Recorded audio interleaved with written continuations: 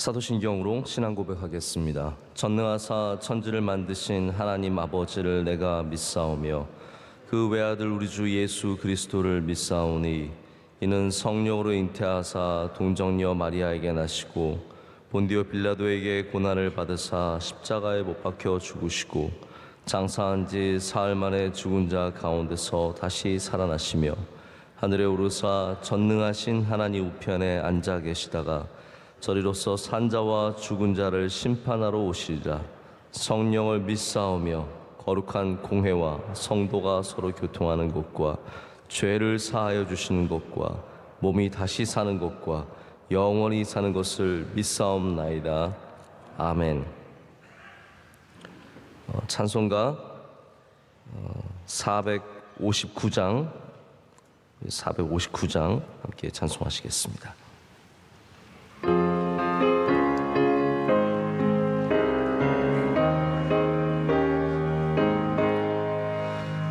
누가 주를 따라 섬기려는가? 누가 죄를 떠나 주만 따를까? 누가 주를 섬겨 남을 구할까? 누가 주의 뒤를 따라가려나?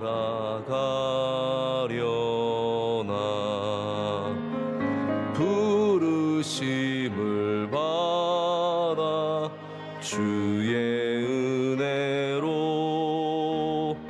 주를 따라가네. 주만 따르네. 세상 영광 위에 따름 아니요 크신 사랑 인해 주만 따르고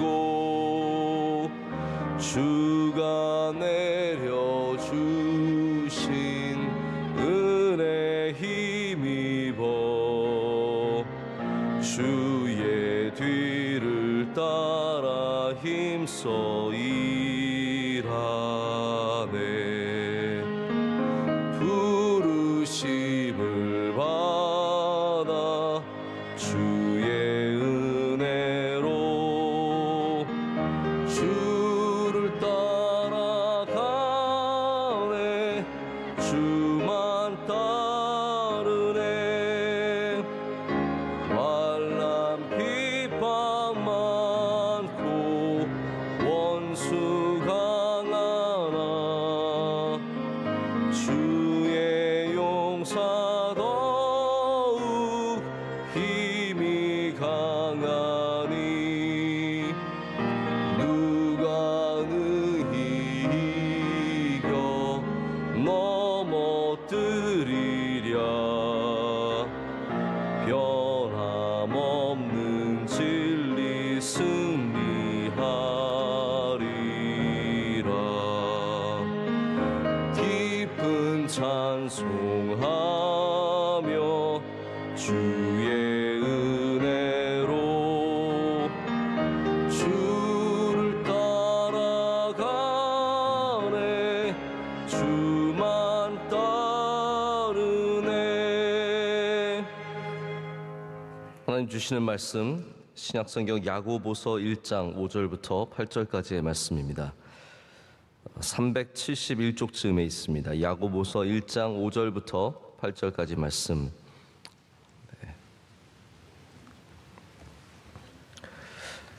이 4절의 말씀 다 함께 한 목소리로 읽겠습니다. 너희 중에 누구든지 지혜가 부족하거든 모든 사람에게 후히 주시고 꾸짖지 아니하시는 하나님께 구하라. 그리하면 주시리라. 오직 믿음으로 구하고 조금도 의심하지 말라. 의심하는 자는 마치 바람에 밀려 요동하는 바다 물결 같으니 이런 사람은 무엇이든지 주께 얻기를 생각하지 말라. 두 마음을 품어 모든 일에 정함이 없는 자로다. 아멘. 오늘 지혜를 구하는 방법이라는 제목으로 하나님 말씀 전하도록 하겠습니다. 지혜를 얻는 것이 결코 쉽지 않습니다. 그냥 지혜를 얻고자 하는 마음만으로 해결되지 않고 보통 지혜는 시간과 굉장히 깊은 관련이 있거든요. 그래서 이렇게 나이를 먹어갈수록 지혜가 생기는 것 같지만 또 세월이 지난다고 이렇게 다 지혜가 생기는 건 아닌 것 같습니다. 한 해가 지나도 단 1cm도 안 자라는 우리의 지혜가 있고 정말 아직도 어리고 부족하지만 지혜를 하나님께서 풍성히 주는 사람들도 있습니다. 세월을 통해서 최고의 작품, 지혜의 작품을 갖게 되는 사람도 있지만 허송세월하는 사람들도 얼마나 많이 있는지 모릅니다. 그래서 오늘 말씀은 우리가 어떻게 다르게 얻는 지혜에 대해서 가르쳐주고 있는데 그것이 바로 기도함으로, 하나님께 구함으로 우리가 지혜를 얻을 수 있다라고 말하고 있습니다. 야고보는 하나님께서 우리에게 지혜를 주시는 분이심을 분명히 다시 가르쳐주고 있습니다. 특별히 우리가 하나님께 지혜를 구할 때 하나님은 후하게 해주시고 꾸짖지 아니하신다라고 말씀하십니다. 이미 바로 전 말씀에 4절 말씀에 인내에 대해서, 시험에 대해서 이제 결론을 내리죠. 인내를 온전히 이루라. 이는 너희로 온전하고 구비하여 조금도 부족함이 없게 하려 함이라. 아멘. 하나님의 뜻이 무엇이냐 하면 우리가 부족함이 없는 것이 하나님의 뜻입니다. 믿음 생활하면서 주님을 따르면서 부족함 없이, 그래서 다윗이 드릴 수 있었던 최고의 고백이 내가 부족함이 없다라는 겁니다. 하나님이 나의 목자시니 하나님께 구하고 하나님을 쫓는 그 삶 가운데 부족함이 없다라고 말하고 있고, 하나님께서는 그래서 인내도 부족함이 없기를 원하시는 거고요. 또 더 나아가서 오늘 말씀에는 지혜가 그러니까 부족하면 하나님께 구하라라고 말씀을 하시는 겁니다. 근데 이 말씀이 가는 방향이 있습니다. 우리가 지혜를 구할 때 이 구하는 행위에 무엇이 들어있냐면 믿음으로 구해야 된다라는 것이죠. 근데 제가 말씀을 자꾸 읽으면서 더 새롭게 다가오는 것은 오늘 믿음의 이게 지혜에 대한 이야기인데 읽다 보면 이게 믿음에 대한 이야기가 아닌가라는 생각을 해보게 됩니다. 다시 말씀드립니다. 이게 지혜에 대한 말씀이잖아요. 지혜가 없으면, 부족하면 구하라. 그럼 하나님께서 주신다. 그런데 그리고 나서는 믿음에 대해서 얘기를 해요. 믿음이 없으면 이거 못 받는다는 말씀이거든요. 믿음이 없이 두 마음을 품고, 그러면 절대로 정한 사람이, 예수님 하나님 안에서 우리가 두 마음을 품으면, 두 주인을 섬길 수 없듯이 두 마음을 품으면 정한 사람이 될 수 없고, 더 나아가서는 여기 이게 중요한 것 같아요. 무엇이든지 주께 얻기를 생각하지 말라. 그러니까 이게 지혜만이 아니라는 겁니다. 우리의 믿음의 힘이 갖고 있는 영역은 지혜만이 아니라 믿음의 기도가 갖고 있는 힘의 영역은 무엇이든지예요. 할렐루야. 우리가 무엇이든지 구할 때는 반드시 믿음으로 구해야 한다는 말입니다. 그래서 저는 이 말씀 읽으면서 이건 지혜에 대한 말씀이지만 하나님께서 너무 잘 아시는 거죠. 우리를 아시는데 우리가 지혜만 부족한 게 아니잖아요. 여러분 지혜만 부족하십니까? 아니잖아요. 우리가 기도도 부족하잖아요. 믿음도 부족하잖아요. 그래서 하나님께서는 이것 지혜를 구하는 우리에게 이것을 함께 요구하고 계신 겁니다. 그래서 일석이조죠. 일석삼조로 지혜를 구하면서 우리의 기도가 부족하지 않게, 우리의 믿음이 부족하지 않게 채워가기를 원하신다라는 겁니다. 그게 지혜지 않겠습니까? 제가 어떤 분을 만났는데 그 목사님이 굉장히 파이팅이 넘치시는 분이세요. 그리고 제가 볼 때는 굉장히 은혜가 많으시고 훌륭하신 목사님이신데 이제 저랑은 조금 다른 영적인 단어들을 사용하세요.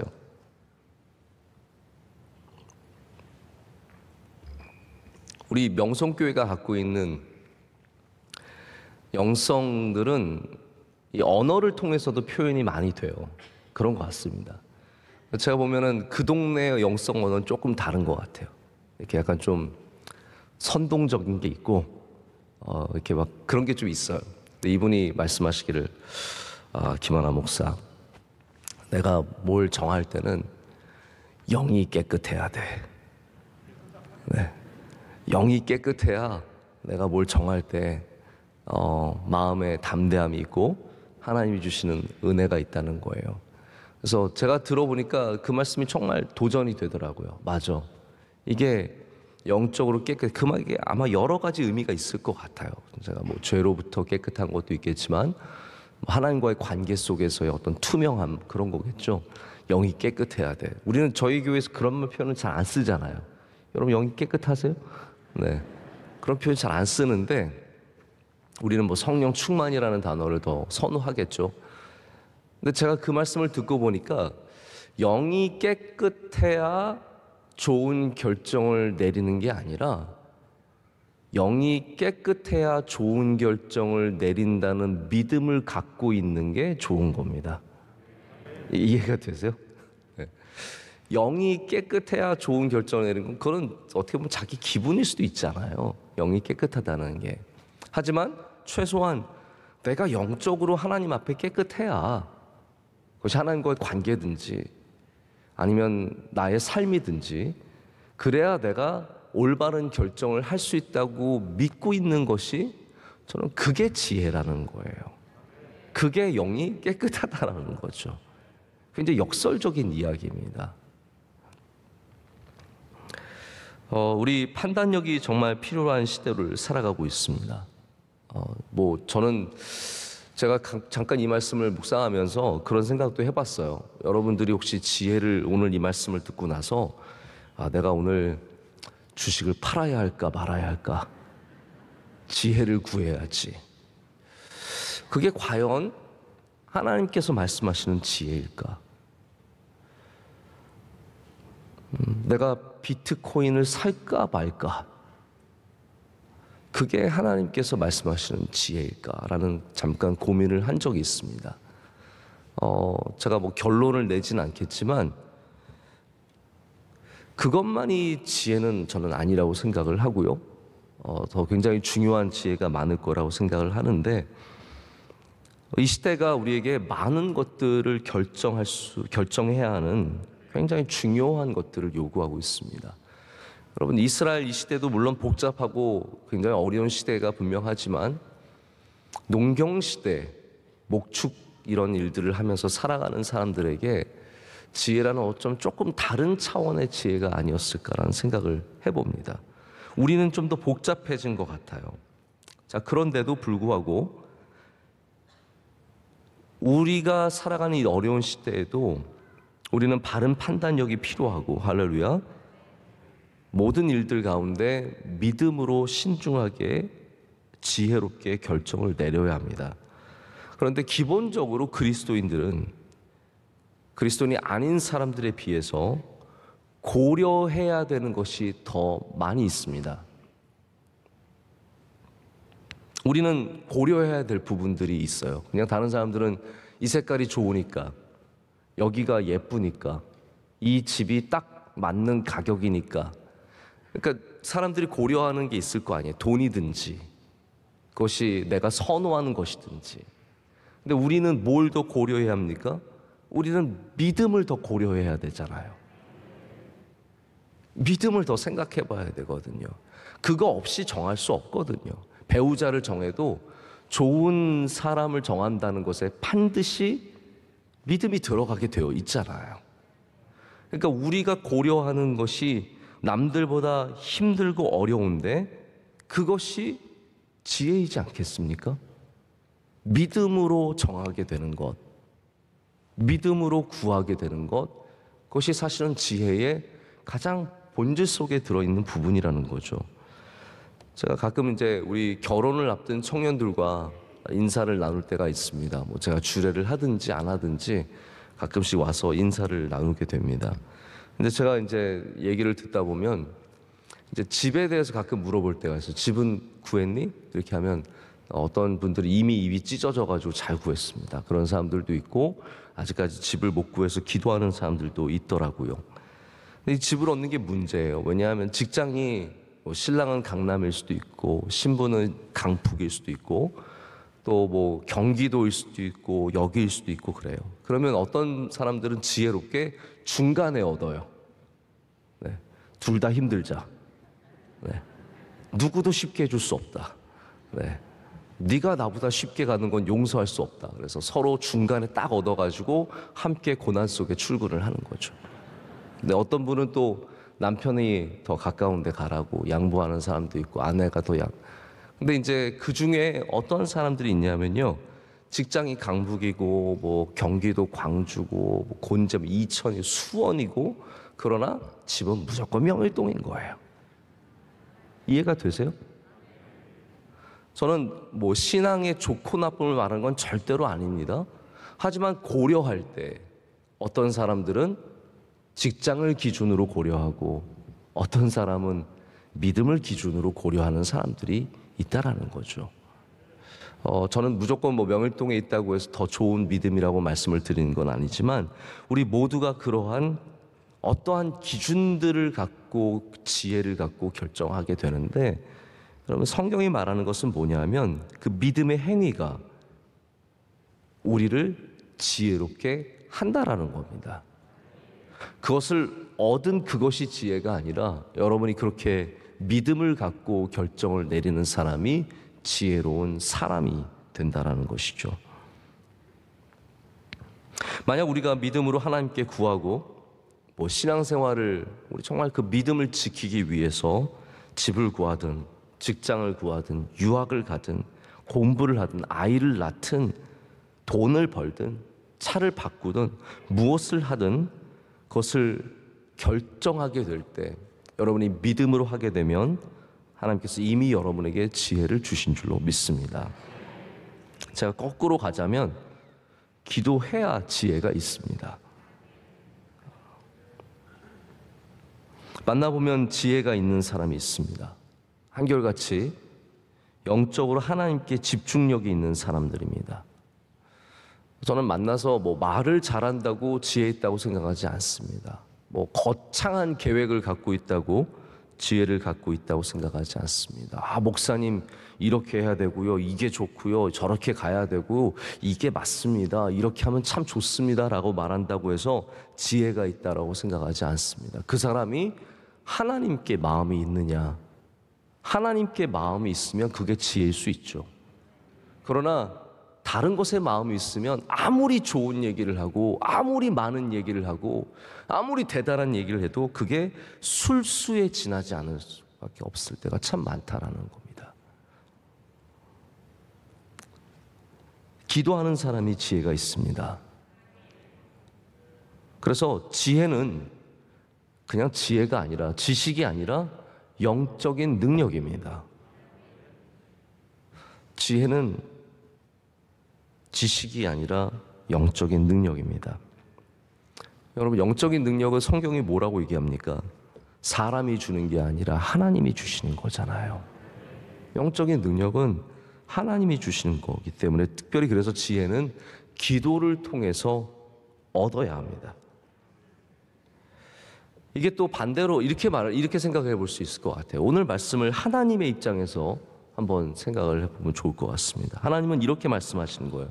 너 나랑 친해지면 지혜가 생길 거야 라고 말씀하시는 거거든요. 너 나랑 가까이 있으면 지혜가 있을 거야. 영적으로 하나님과 친밀한 동행을 하는 사람들에게 하나님께서 지혜를 주신다는 말씀입니다. 잠언 13장 20절에 이런 말씀이 있어요. 지혜로운 자와 동행하면 지혜를 얻고 미련한 자와 사귀면 해를 받느니라. 여러분 이게 사람에게만 적용이 되겠습니까? 지혜의 근원이신 지혜의 근본이신 하나님과 동행하면 지혜를 얻습니다. 그것이 잠언이든 뭐 전도서든 어디에 있는 말씀이든 여기에 있는 말씀이든 똑같은 이야기인 거죠. 우리가 오늘 주님과 동행하고 주님께 기도하면 하나님께서 후하게 주시되 꾸짖지 아니하시고 여러분에게 지혜를 주실 줄로 믿습니다. 제가 마지막으로 솔로몬을 잠시만 생각을 하고 말씀을 맺으려고 합니다. 우리 솔로몬의 시편 72편, 제가 언젠가 한번 여러분과 새벽 예배 때도 언젠가 말씀을 나눈 적이 있는 것 같은데 72편이 이렇게 시작을 합니다. 이게 솔로몬의 노래잖아요. 하나님이여 주의 판단력을 왕에게 주시고 주의 공의를 왕의 아들에게 주소서. 이게 이제 솔로몬이 하나님께 드린 기도거든요.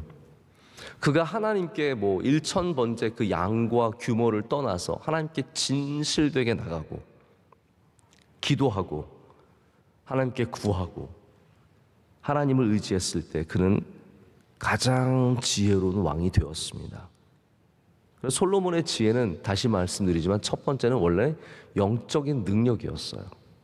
인간적인 능력이 아니라 영적인 능력이 하나님이 주신 선물이에요. 자, 근데 솔로몬의 지혜가 보여주는 것이 무엇입니까? 이게 삼손의 힘과 똑같아요. 삼손의 힘도 영적인 능력이었거든요. 하나님이 주신 거였거든요. 하나님의 영이 떠났을 때 삼손의 능력이 사라졌잖아요. 솔로몬도 똑같습니다. 그가 하나님과 동행하고 하나님께 기도하고 하나님을 붙잡는 삶을 살았을 때는 그에게 지혜가 있었던 거예요. 그 우리들 얘기하는 그 아이를 판단하는 일, 그거 얼마나 정말 기가 막히게 귀하게 판단을 합니까? 그거 잘라서 나눠라. 그거 어떤 엄마가 그렇게 할 수 있겠습니까? 근데 그게 솔로몬이 갖고 있는 어떤 지식으로부터 생성된 그게 아니라는 거죠. 요즘에 AI에 굉장히 관심이 많아지고 AI가 놀라운 일들을 하더라고요. 어저께도 제가 뉴스 들어보니까 구급대원이 이제 딱 헤드셋을 끼고 자, 이 사람은 지금 어디가 안 좋고 몇 살 누군데 어디가 어떻게 하면은 AI가 그 단어들을 캐치한 다음에 어떤 증상인지 바로 결론을 내리고 어느 병원으로 가야 할지 어떻게 조치해야 할지를 가르쳐 준대요. 그래서 생명을 이렇게 구할 수 있는 확률이 정말 인간과는 비교할 수 없게 높아지더라고요. 여러분, 그거는 지식이죠. 지식은 쌓여서 판단할 수 있는 판단력으로 나타날 수 있습니다. 그러나 우리가 그냥 단순히 원하는 것은 지식이 아니라 하나님의 영이 주시는 복된 길입니다. 자, 보십시오. 지혜는 지식이 주는 어떠한 결과물과 좀 다른 걸 우리에게 줍니다. 하나님이 영이 임하셔서 우리 가운데 함께 하심으로 주시는 지혜는 우리를 복된 길로 인도합니다. 이것이 지혜가 갖고 있는 힘이거든요. 단순히 돈을 더 많이 벌고 단순히 더 좋은 결과물들을 얻고 이런 걸 떠나서 우리를 참으로 복되게 하는 것이 지혜라는 거예요. 솔로몬은 지혜와 지식이 함께 있었던 사람인데 하나님께서 그 사랑했던 솔로몬이 하나님을 이제 버리고 여자들과 더 많은 시간들을 보내고 궁중에서의 그 기쁜 삶 속에 정말 삶이 거기에 녹아내리면서 그런 지혜가 없어졌습니다. 그의 지혜는 사라지고 말았습니다. 왜 그렇습니까? 다시 말씀드리지만 이 지혜는 하나님과의 동행을 통해서 주어지는 영적인 능력이기 때문입니다. 여러분, 여러분의 지혜는 무엇입니까? 여러분의 지혜는 여러분에게 어떤 의미를 갖고 있습니까? 오늘 우리 하나님을 영원토록 경외하는 그 믿음을 가질 때 두 마음을 품지 말고 온전한 믿음으로 구할 때 하나님께서 여러분에게 지혜의 영을 주시고 지혜롭게 모든 일들 가운데 결정을 내릴 수 있는 판단력을 주실 줄로 믿습니다. 믿음으로 기도하는 저와 여러분이 되기를 간절히 소망합니다. 함께 기도하시겠습니다.